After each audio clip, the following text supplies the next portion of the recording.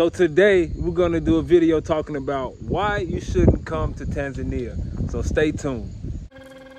What you sing as giving them a high of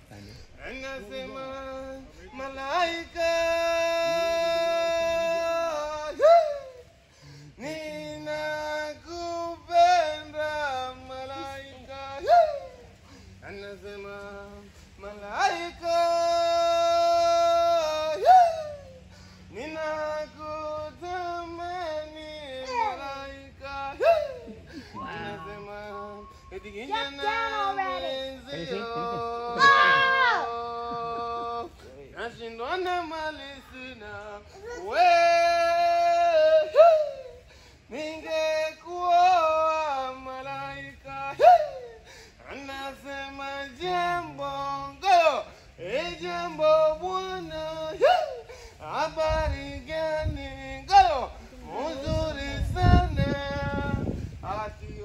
What's going on, world? Welcome back to T3 and Me. It's your man Tim Ford Jr. here, and I have my beautiful wife with me, Mrs. Ford. Say hello, Mrs. Ford. Salama. Salama, salama, karibu, everyone. Welcome in Swahili. Thank y'all for coming today, and thank y'all for tuning into the video. We appreciate you all. We appreciate the love. We appreciate the support. We appreciate all the new subscribers. We recently reached a milestone on the channel. We reached 27,000 subscribers. Thank you all. All praises. Yes, all praises. Welcome to the journey. We're grateful that we're able to bring you all some valuable information that's life-changing, that's thought-provoking. We're able to just, help usher in the kingdom for the Most High and hold our people to a high standard. So, we're grateful that we have your attention, and man, all praises.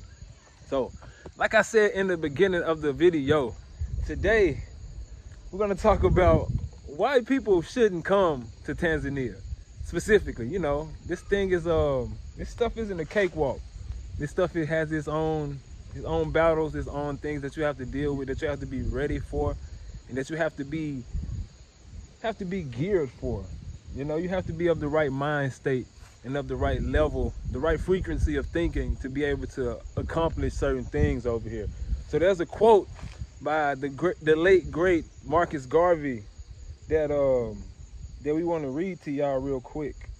I have no desire to take all black people back to Africa.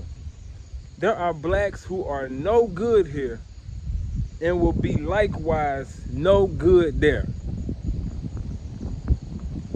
One of our late great leaders that we used to listen to and reference and reverence, and he's one of the, the thought leaders that provoked this type of movement to become what it is. Back to Africa. Yes, the original. Shout out to Marcus Garvey, man. But he even had the mindset that some people just shouldn't come. Some people aren't of the mindset, aren't of the way of doing things that they should really take that leap and come over here and do that. And my wife and I was talking about it, and it was kind of tough. We used to hear people say it, but we never understood, like, how could you, like, think that and be like that? Like, we're supposed to help everybody. It's a way to help. Africa's for all black. Yeah, Africa's for everybody, man. Everybody needs to come back home. But now that we've been here, and now that we see what it brings out of people, and what, how your true colors are really brought to the light, and how things have really transpired on this movement, on this journey of, us coming back to the motherland. We've seen it with our own 4 eyes. All 4 of them. We've seen it, y'all. So now we're able to really see why leaders have this type of mindset. Like, man, some people really be tripping. Yeah, some people need to stay. Really be tripping. Like, people who haven't done that inner work, that mental work, that rewiring your brain and rethinking, re-educating, relearning, unlearning. People who haven't done that, who haven't done the inner heart work, those are the people that. And when he said I have no desire to bring all black people, some people are, what exactly did he say? Are of no good. Yeah, there are blacks who are no good in America, and they'll be no good in Africa. Some people feel like the fact that they have money, that they may have a lot of money, or they may have a successful career in America, that he's not talking about them, but he's not even necessarily talking about people who have some sort of status and some sort of wealth. He's talking about your mindset and your heart, because there's wicked people who have a bunch of money. There's wicked people in their hearts who have successful careers in America, and they come to Africa, and they are some of the most terrible people that have come here, like, you know. And so it's not even about your status economically necessarily, although that does play a big factor in coming. It's first and foremost about your mind and your heart. Mind and your heart, man. Your mind and your heart is the first thing, because if you've been blessed with the financial means and the ways of doing things, but you have, you know what I'm saying, your colonizer's way of acting with your money, then, you know, you just like one of them. You moving just like one of them. You said the who? In a black suit. In a black white suit. person in a black suit. Not even an all white person, a racist colonizer in a white suit. Yep. A lot of people have, you know, this. In a black suit. You're okay. This capital, it's not, I won't say, I guess it's a capitalistic mindset. You feel like you have to be above someone to feel empowered. Like you have to be, I'm a boss. I'm above you in order to make someone feel. You hear children screaming, we have to check, y'all. But yeah, people feel like you gotta flex on somebody and stand on somebody's throat in order to feel like you're superior. Like you have to feel superior. You can't just be equal with everyone, whatever in the room. Like there has to be a superiority. Somebody got to be in charge. Somebody got to be the boss. Yeah. It's crazy. Yeah. So let's get into it. Yeah. I guess this is number 2, since we talked about Marcus Garvey first. Number 2, don't come to Tanzania if you have not done your own due diligence and your own research. And when I say research, not watching a few YouTube videos shouldn't be the sum totality of your research. You need to be looking on Google, researching specific topics. What is the culture in Tanzania? What is the religions that are practiced in Tanzania? What is the way of life in Tanzania? What do they eat? What is the language? How can foreigners come to Tanzania? What are the visa requirements? What are the immigration requirements? This is all stuff that you can, if you just go on Google and type this stuff in, it will pop up and you'll be able to research it. And this is how we were able to research before we came here. We were able to find pretty much everything we needed to know just from Google, and then we use YouTube videos as supplementation. So we were able to look at different people who repatriated to different countries and just kind of get more specific information. We didn't even have a consult. We came without a consult. We came just off our own research. So you don't necessarily even need to have a consultation, but if you do have a consultation, don't expect to get everything you need to know within 60 minutes or however long the consultation is. The consultation should just be a supplement to the other research that you've already done. You know, so if you're going to Tanzania, for example, you need specifics maybe on someone you can use as a realtor or dalali, or someone that you can find to pick you up from the airport. Maybe that's the sort of things that you should be relying on other people for, but you should be doing your own research, because everyone's situation is different. Everyone has a different amount of family members. Everyone has different streams of income. Everyone has a different business. Everyone has a different mindset. Some people want to live in the country. Some people want to live in the city. Some people want to live like a local. Some people want to live large. So you have to tailor your research to your specific situation. No one can tell you what you need to research, what you need to spend money on, how much money you want to spend money on, because you may be someone who wants to go live in the villages, and you can live in the villages for very cheap. But if you want to live in Dar es Salaam downtown, you may need a lot more money than someone who lives in the village. So you really have to do your research and find out everything that you need to know. Like, the internet has everything. There's no excuse for anyone to come over here and be shocked or surprised at anything. No excuse. The internet is here for us to be able to tap in and get the information that we need to. So we need to utilize that tool for the right purposes, rather than just using it for, negativity and doing the wrong thing, because it's here to help us really make the connections and really see what's possible over here. And we know this Tanzania thing, it has this set of struggles that come with it. So does any place. Like, so does any country that comes, any country that you're trying to go to and figure things out and relocate yourself to. Even the Africans who go to America, they have struggles and problems over there, the place that everyone loves so much. Exactly. So there are certain things that you have to do for yourself, for your specific situation. And don't be afraid to be uncomfortable and do what you need to do.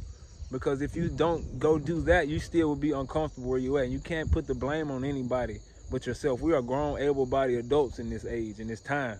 You know what I mean? So anything that you don't accomplish, you have to take it on the chin for yourself. For yourself, because there's too many resources out these days. People are laying their lives on these videos. There are several YouTubers out here putting game out and putting people in position to give them the proper information. And you know, so just do your own research, even if it's tough. Figure out which country not tough. Yes. Yeah. And number 3 is Kiswahili. Don't come to Tanzania if you are someone who is irritated that people are speaking their native language. If people not knowing English or people not being able to speak English to your standards is something that irritates you, don't come to Tanzania, because the official language of Tanzania is Swahili. Everyone speaks Swahili. Some people do not speak English. In the city in Dar es Salaam, you'll find a lot of people who speak English, but if you go to like some different areas, it may not be as much. But there's always someone around that speaks English, so you'll be able to get by. But I hear a lot of people who come over here and they're like complaining. That's one of the reasons why they're leaving Tanzania. Oh, they don't speak English there. But you should have known that. This is again back to the research. You should have known that what the official language of a country is before you went there. So if that was something that was off-putting to you, which is fine, you know, everybody has their own opinions and their own preferences, and there's many other countries that you can go to that they speak English. Zambia is one of them. They speak English there. I believe many other countries in West Africa, they speak English. I believe in Sierra Leone, they speak English.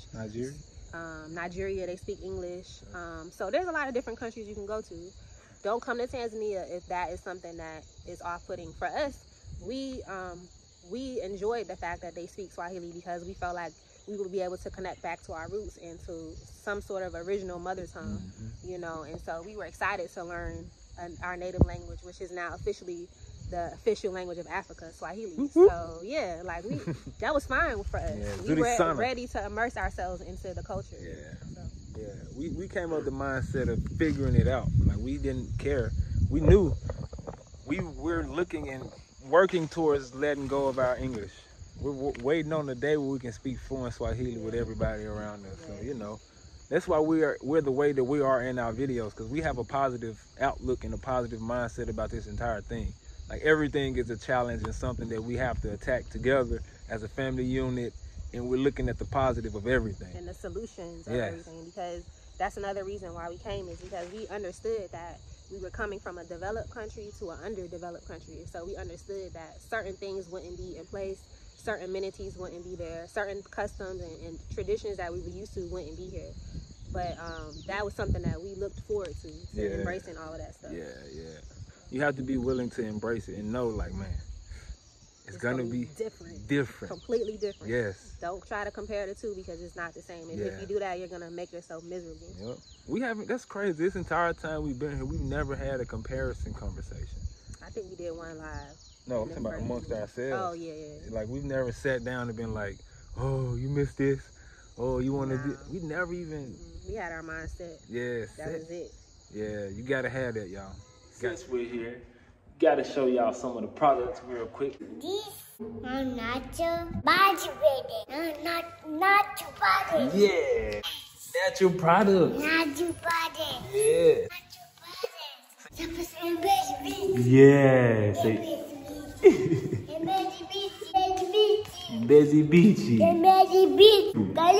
Yes, next point.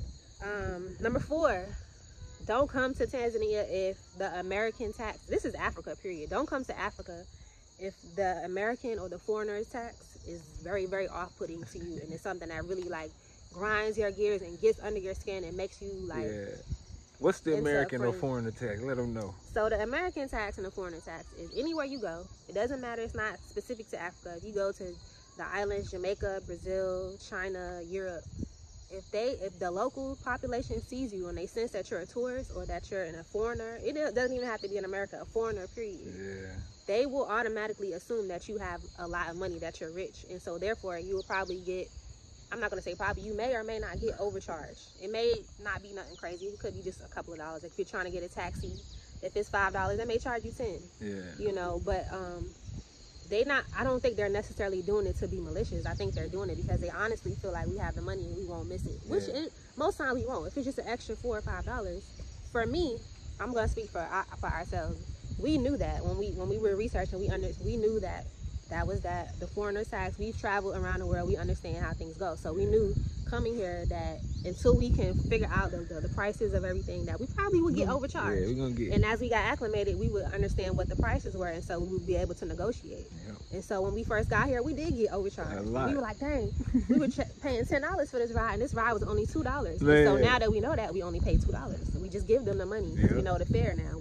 We've learned the culture. Like, you really have to come and learn the culture and understand that. Yeah. Now, if you're somebody that is like very like hurtful to you, and like it really like causes you like distress, the continent is probably not the place for you, because that's just what they do here. Anywhere it probably isn't for you. That's not a developed nation. You probably want to stick to the developed nations, Europe, the North Americas, Canada. Those are probably the places for you. That tax is something that you know, it's you gotta respect it, man. Like, it's just a hustle. Everybody respect the hustle that you know what I'm saying, that we have. So it's just our brothers are hustling on another level. And then what's so cool about it, once you learn the language and you're able to speak the slang and let them know that you know what they're doing, they respect you and always like honor their original price because they know you know. And you don't have to pay it. That's another thing. Like, if you know that they're overcharging you, you can either simply negotiate down to a fair price, or you can just go to somebody else who isn't overcharging you. Like, it's simple. You don't have to pay that. And just a rule: if you feel like you're getting overpriced, always go half. That's what we've learned. If they're charging you, if something is 10,000 T shillings, if they're charging you 10,000, you can probably negotiate it for 5,000. But you have to stand strong in your unction and in your belief. You need to know Swahili. That's the thing. You need to learn the language so that way you can negotiate properly and that you know what the prices are. So, number 5, don't come to Tanzania. Don't come to Africa if you don't like Africans, because they're here. Guess what? Everywhere. The Africans are here. This is their continent. They run this their place. And I hear so many people like talking so terribly about all of the Africans in general, like, because they've had a bad experience with maybe 1 or 2. They classify all the Africans are scamming, they all trying to get over on me. And that's simply not true. We can't make these generalizations like that, because we find ourselves falling into the same category as the colonizers, and how they categorize all black people as a menace to society. We're all rapists, we're all good for nothing. We can't classify all Africans like that, because for one, that's not true. For 3, you have never met all Africans to say that they're all like that. And for 3, you know you've met good Africans who've helped you. And if you say that you haven't, then you would be telling a mistruth. So, you can't be talking bad about people. If you don't like the people, man, just talk about that specific person. Don't say all Africans. No, say this person, Fatima, or whoever the person is, did this to me. Don't say all Africans or all Tanzanians are doing this to me. That's misinformation that you're giving to people who aren't here, and they think all of them are like that. But we know there's tough people that, you know, that are roguish and that try and get over on people in every society. We know that. And especially if you go to a third world country, that should be expected. You should know that some people will try to get over on you, because that's the nature of someone that's struggling and hungry. If they've been put into a position where the establishment is not giving them much opportunity. They're making $2 a day. Come on now. I'm not saying it's right, but you just have to understand. You gotta understand. We've all been, well, we all haven't been there. That's the reality. A lot of people haven't been. No, because they got welfare and food stamps in America. So if you ever are hungry, you can always apply for government assistance. They don't have that here. This is not to make an excuse. This is just for us to understand the paradigm that we're living in. Number 9, don't come. I mean, not number 9. What was that at? Number 5 or 6? I don't know. Next point. Don't come to Tanzania if you have no established stream of income or any savings together. Stream of income and savings. If you don't have both, don't come to Tanzania, because don't come to Africa, period, if you don't have a way to make money, because one thing is there's not a lot of job opportunities in Africa, especially for the diaspora. Many of the locals don't even have jobs, are unemployed. They work for themselves. And so if you're coming to Africa to look for a job, you probably won't find one. You should already have an established stream of income before you come, a way to support yourself, because what's going to happen is if you wait until you get here to try to get something going and see what you can do, you're going to probably wind up running out of money. So you must have a stream of income, a way to support yourself. And I would say to set up a business here would be the best way to do it. And if you could come and visit beforehand, that's also good too, just to see like what type of business would be beneficial for your goals and your dreams and your aspirations. So nobody can tell you what type of business to set up or what to do. You have to figure out for yourself what it is that you've been called to do. Yeah. Please don't depend on nobody else's viewpoint on, you know, what's available. Like what's possible here is different from what you're called to do. Like you can't just come and jump into something that, you know, that takes a lot of work and effort and stop it, because the community is really depending on people to come over here and put things in place. So, you know, by you coming here and jumping into something and not being fully prepared, you are like, people are really depending on people in certain sectors to come and set things up and get them established. So that, you know, you have to be vigilant and mindful of that we need those type of things over here. So do your own research to know what your gift is and where your help will be in the community, so you can stay in your position long term and really be able to build and help people at the same time. Yes. Yeah, this source of income is very important. Like It's vital. Yeah.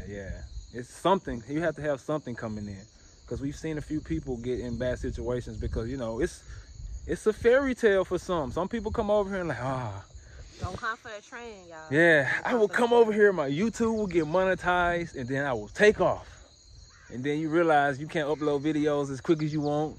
It takes a whole bunch of, you got to build an audience, and you got to be consistent to build that audience. So if you don't have an audience built already, come up with new content. Yeah, there's a lot that goes into it. So don't rely on, I'm just going to come over there and start blogging on YouTube and I'm going to take off. You may, in fact, well do that, but it may take time for that to happen. Even with us, it took us, we were already doing YouTube before we got over here for like a year. No, maybe like 6 months. 6 months before we got over here. And so we already had a stream of income coming in from YouTube, and then our other business, our herbal business, we had that coming in. So we had at least 2 different streams of income coming in. So if you can have multiple streams of income, that's even better. That's even better, because if something doesn't work out, you always have X, Y, and Z to pick up the slack. So that's like the most important thing. Outside of the hard work and the mental work and the calling, the money. Make sure you have money to stay over here. To live your life, because if you're not trying to live like in a shack, or if you're not trying to live not how you were accustomed to in America, you need to have some money. And you don't even have to have a whole bunch of money, but you need to have some money coming in for sure, monthly. Please. So yes. Next point. Don't come to Tanzania if you want all of the conveniences of the West and the standards of the West in Tanzania, because that's simply unrealistic. America is the most developed nation on the world because of us and our ancestors. And so no other place in the world is like America. You're not going to find anywhere else in the world that is like that place. You're not going to find all of the conveniences from that place, the amenities of that place, the roads, the infrastructure, the electricity always being on. Like, you're not going to find that here.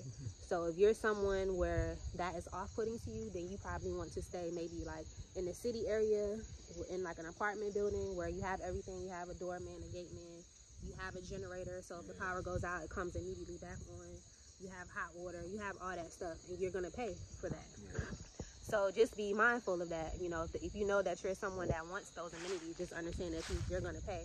Now, if you're okay with, you know, you're not so much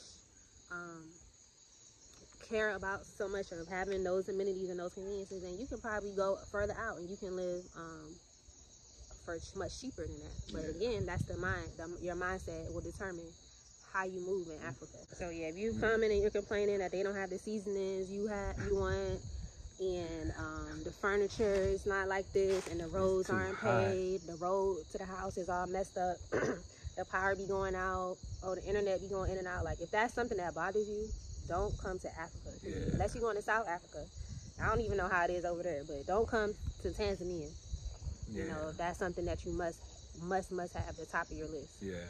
Those American amenities, they nice. They're nice, but you know, some places they're here, but you're gonna have to pay for it. If you're able to afford it and have the budget for it, hey, by all means.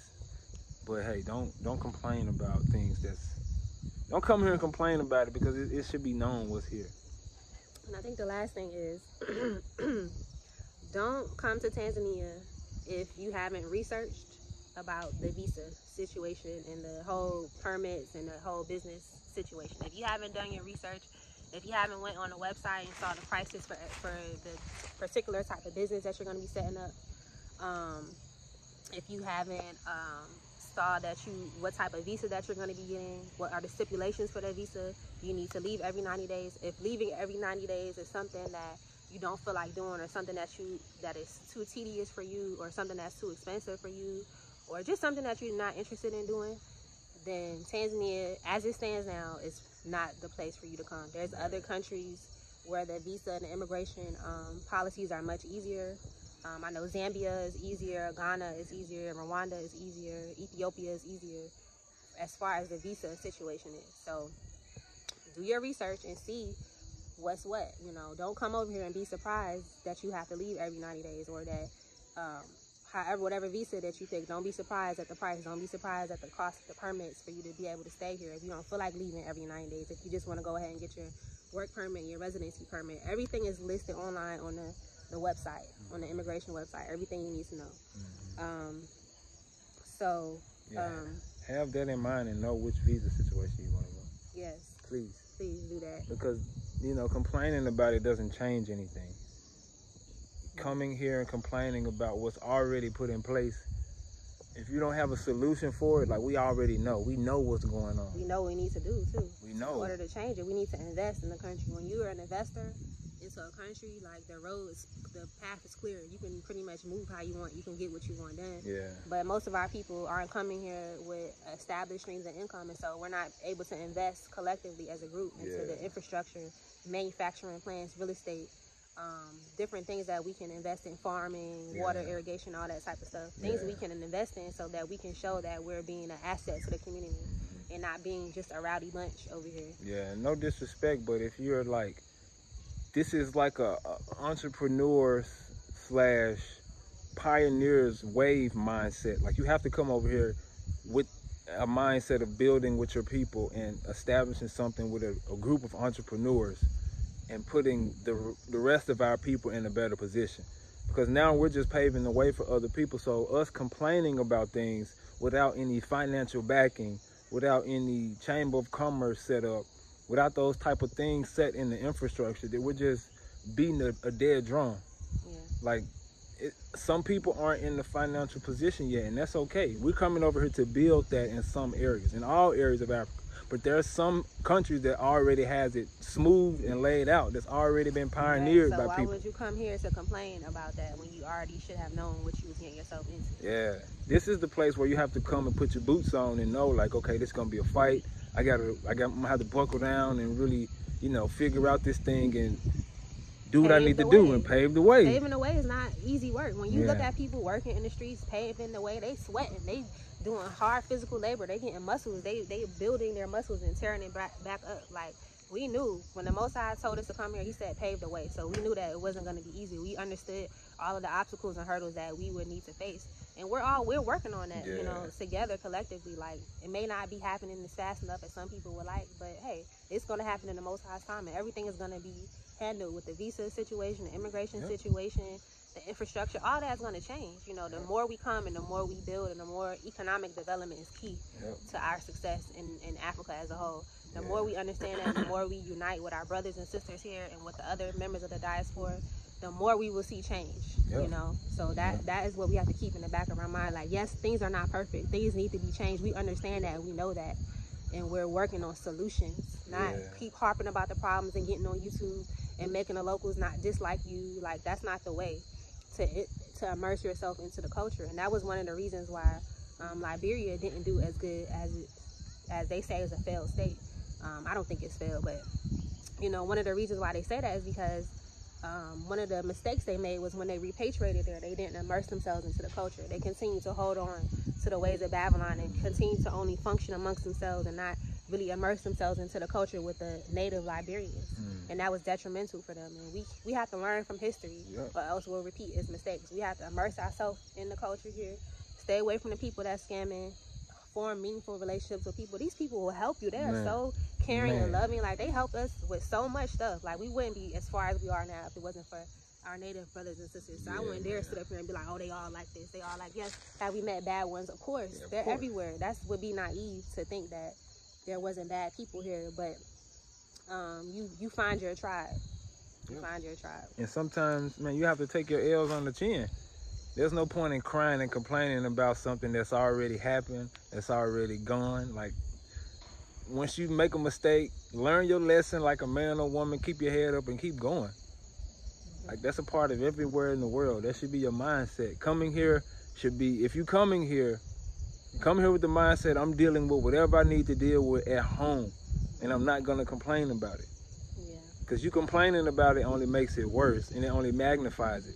There's a phrase, a quote, and the quote is, the secret of change is not about fighting the old, but building the new. So when we internalize that concept that we don't have to fight the old, we can simply build the new, build our own paradigm, build our own kingdom, and they will follow. They will look and see, oh, it's much better over there. Like, it's like, this is the way forward. Like, you have to be an innovator, and inevitably all the negative things that doesn't fit into that paradigm, the new paradigm that we're working towards, will slowly fall away. It'll inevitably just go away because it no longer fits into this new paradigm, this new consciousness, this new awakening, this new energy. And so we're on the cusp of that. We have to be patient. We can't expect everything to just flip overnight when we've been into this for centuries and millennia, like this whole Western toxic colonizer paradigm.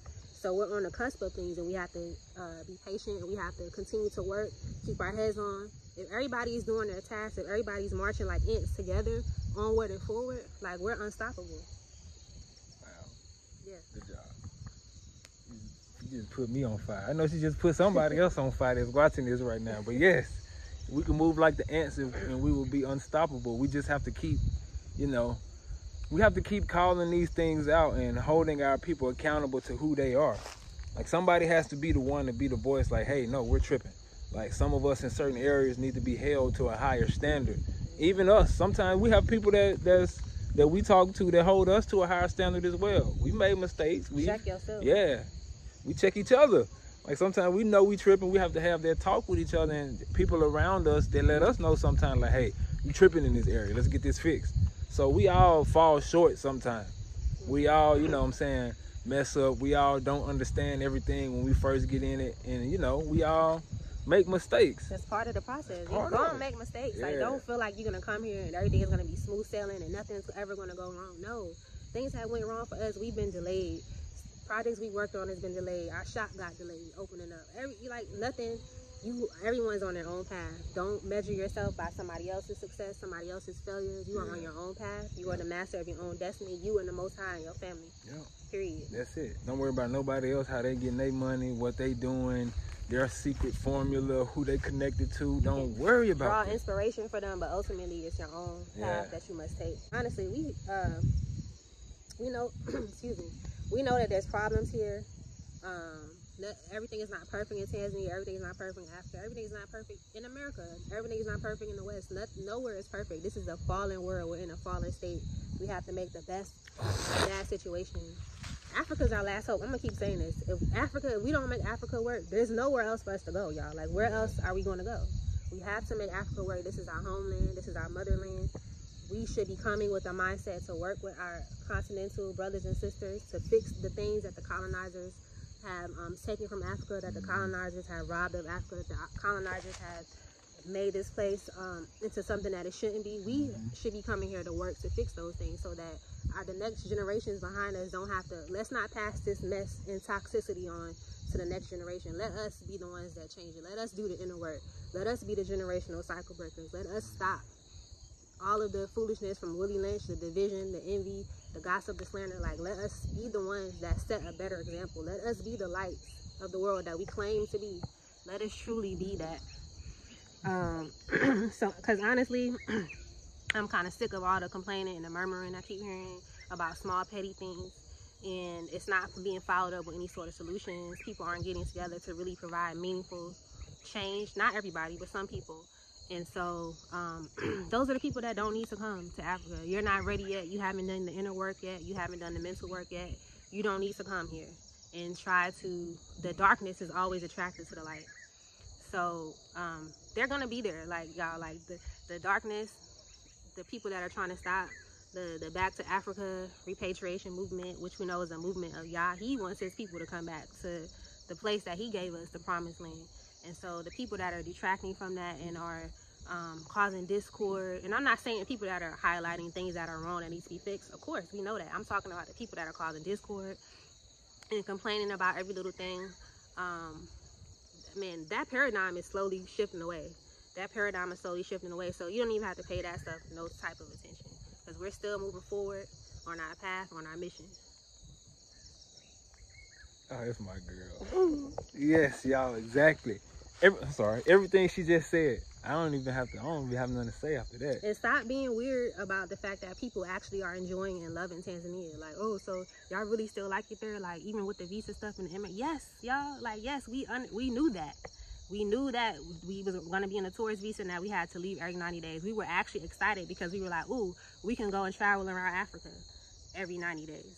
You know, we can take a bus trip to Zambia for $14 and travel. We can go to Kenya for $30 and travel. We knew that. So, yeah, like we're loving it here, y'all. Like, we love it in Tanzania. Stop being mad that people like it in Tanzania. Stop being mad that people like it on the continent. We living our best lives, and that's it. That's it. If you don't want to, you know, if you, wow. Damn, what was I about to say? No. Don't come here if you don't have the right mindset. Please don't. Just don't do it, y'all. Don't come over here Set being yourself up for failure. yes, negative Nancy, Karen. Like, we don't need that. In a black body. We don't need that. We just need people to come over here that's gonna be solution based. That's gonna build. That's gonna put the things in place for us to do something. Like, what's the point of complaining? We got breath to do other things. I'm not wasting it. We not wasting it on complaining. Because we know that if we continue to shine this light, continue to just be positive and continue to work on what we need to work on, everything will move out of the way. We touch on everything that happened to us, but we don't dwell on it. Even when we was dealing with the visa situation, we talked about that months ago. And we let people know what we were doing, how we were going to get over it, what we were going to do, and boom, we've been working on it and doing what we need to do ever since. So come with a solution mindset if you want to come here. Don't come over here being negative. Don't come over here for the trend. Yeah, trendy. For clout. Yeah. Don't come for the right reasons. Yeah. Have your heart right. Come with the attitude to build and to unite with your brothers and sisters, and to really provide something meaningful for the continent, and to provide a legacy for the generations that are coming behind you. That should be the reason, only reason why you coming to Tanzania. To Tanzania. In this season. In this season. Yes. Now, when things get established a little bit better, when the route is much easier, then the people who you know, are like that, maybe y'all can come in. Yeah. But right now, Tanzania is not for everybody. It's not as developed as the West, and it's a lot of things that's not here. Yep. Yeah. So come with a builder's mindset. But if you still want to come, look into other places where a visa situation is a lot simpler, where you can have a lot, you know, where you won't have to take as much of a financial hit to get established over there. Because we know Tanzania is beautiful. Everybody see the beautiful videos, and they see, you know, the way that all of the YouTubers over here are gifted at telling their story and putting the vision out. Yeah, like it. Yeah, like we have genuine love for this place, so we're radiating with it. So some people are attracted to that, but they don't understand the financial dynamics that's in the background that we've already put in place to make sure that our family is secure. Yeah. Like we've made the proper adjustments to be able to move this way and do things this way. Yeah, so have your finances in order if you want to come here. It's doable, but you just have a stream of income, like we said, and you know, be ready to build and go through some tough times. Even if you're working online, you know, like, it don't necessarily have to be a brick and mortar. And you know, it's like you mentioned that you take a financial hit when you first set up your business, because it can cost like $1,000 depending on what lawyer. I heard some people get it for less, but we paid about $1,000 to get our business set up, and you know, that can be quite a bit expensive for some people, but the good thing about it is that Dar es Salaam, this region of the world is fast growing, and so you will make that back. Like, we've done very well in business here, you know. Yeah. So even though you may spend a lot on the front end, you'll get it on the back end. Yep. So think about that as well too. Yeah, y'all. So, hey, if you made it to the end of the video, we appreciate it. We thank y'all. Thank y'all for showing love. Thank y'all for the support. If you haven't already, hit the subscribe button. And don't forget that my beautiful wife has a course out right now for all the herbalists that's interested in learning how to make herbal products and medicine. So, you know, come check her out. We'll put the website in the description box. It's very affordable. If you're looking to get the knowledge from a licensed herbal practitioner who's been in the game for 5 years doing her thing, she's the one that you all can come and talk to. But yes, anything else you want to say, Mrs. Ford? I don't know. I want to say, yeah, I think we said it all. You know, I'm looking forward to those of you guys who are still on your way over here, who are ready to pull up your sleeves and get your hammer and get a nail and get to work. I'm looking forward to that because we met some beautiful people over here, some beautiful souls, some beautiful spirits, some people who came with the right mindset. And that's our tribe, and we love y'all. We love all of our subscribers. And yeah, we'll see y'all on the next video. Love y'all. Y'all be safe. Repat Book is Africa's first social media platform steered towards repatriates, also known as returnees to the motherland, in every country of Africa, as well as diasporans in America, Canada, the UK, and all four corners of the earth who are considering making the journey to freedom. It is a space where we can chat, earn money simply by being active on the site, and all of the features we are already familiar with from Facebook and WhatsApp, without having to sell our information and minus the censorship. For all continental Africans, repats in Africa, and persons who wish to come to Africa, this is our place to build, learn, network, problem solve, unite, innovate, and educate ourselves for a smooth transition into our rightful positions as we break away from our captors. This is the place we all knew we needed. By consolidating our energy, we can force transformation. This is the drum. If you're interested in joining the community, click the link in the description. Karibu.